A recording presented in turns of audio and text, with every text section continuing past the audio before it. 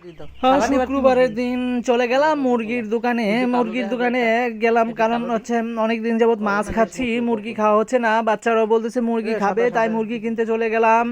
আজকে শুক্রবার বিদায় মুরগি কিনতে হলো, প্রায় 2-3 সপ্তাহ যাবত খালি মাছ খাচ্ছি, ছোট মাছ বড় মাছ মিলিয়ে খাচ্ছিলাম।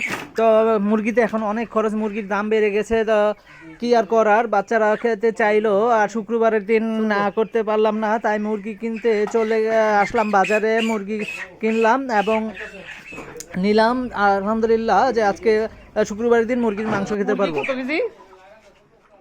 মুরগি 190 টাকা। 190 টাকা। আমারটার ওজন হয়েছে কতটুকু? 2 কেজি 50 গ্রাম। কত টাকা আসলো? তো হিসাবটা করেন।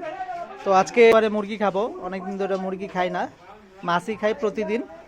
আলহামদুলিল্লাহ মুরগির মাংস খাবার জন্য রান্না হয়ে গিয়েছে, তো মুরগির মাংস খাবো শুক্রবার বিদায়, একটু চিন্তা করলাম, বাচ্চারাও চেয়েছে, আমারও চিন্তা করলাম, অনেকদিন খাওয়া হয় না, তো আজকে খেতে পারতেছি আলহামদুলিল্লাহ।